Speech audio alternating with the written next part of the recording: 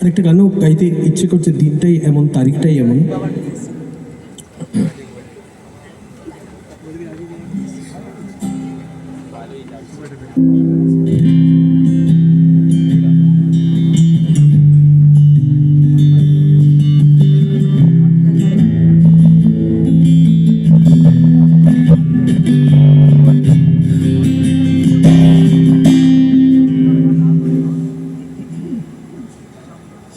একটা খুব বিখ্যাত গান, কদম কদম বঢ়ায়ে যা, আজাদিন ফৌজের গান। এটার একটা বাংলা সংস্করণ ছোটবেলার মার কাছ থেকে শুনেছিলাম, শিখেছিলাম।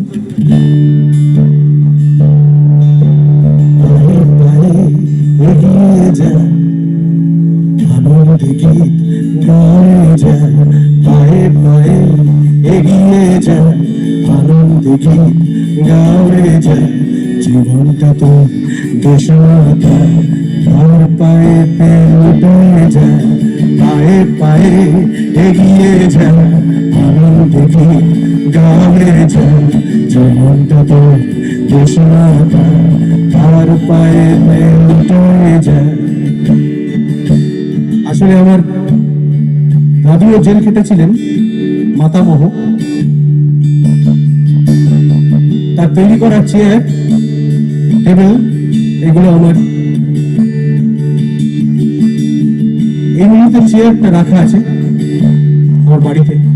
সেটা আমাদের একটা শ্রদ্ধার জায়গা। আমার দাদু ছিলেন নেতাজির অন্যতম একজন সহযোগী।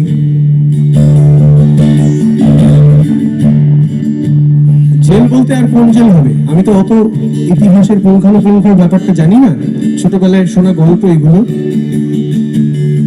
এই জেলই হবে। এই জেলে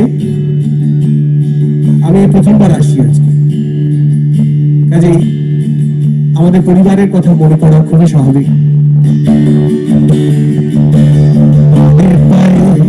এগিয়ে যা, আনন্দে গীত গায়ে যা, জীবনটা তো দেশমাতা, তার পায়েতে লুটে যা। এটা আজাদিন ফৌজের গান, বুঝলেন? সবাই গাইবেন আমার সাথে। পায়ে পায়ে এগিয়ে যা, আনন্দে গীত গায়ে যা, জীবনটা তো দেশমাতা, তার পায়েতে লুটে যা।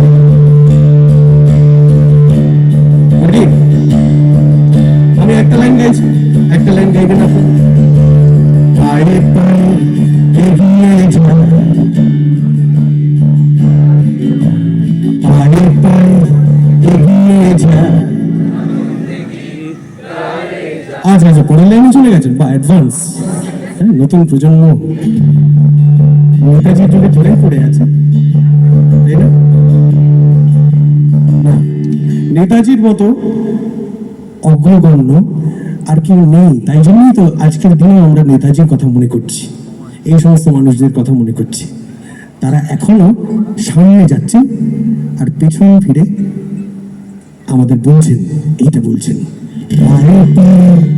এগিয়ে যা, আনন্দে গীত গায়ে যা, জীবনটা তোর দেশমাতা, তার পায়েতে লুটে যা।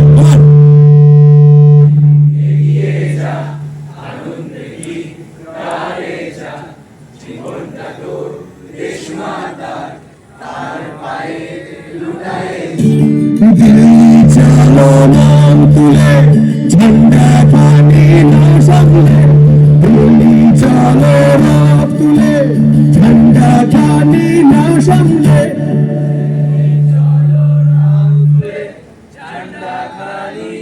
Very good.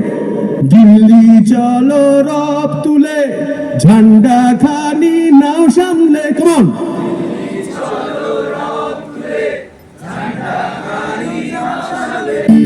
লাল কেল্লায় ফুটবি রে ভাই, লাল কেল্লায় ফুটবি রে ভাই, মুসলিম সৈন্য ধরে যায়, পায়ে পায়ে এগিয়ে যায়, আনন্দে গীত গায়ে যায়, জীবনটা তো দেশমাতা, আর পারে লুটায় যা, পায়ে পায়ে এগিয়ে যা, আনন্দে গানে যা।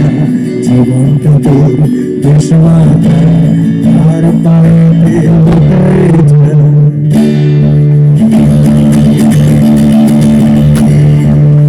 থ্যাংক ইউ সো মাচ সবাই একসঙ্গে গাইবার জন্য।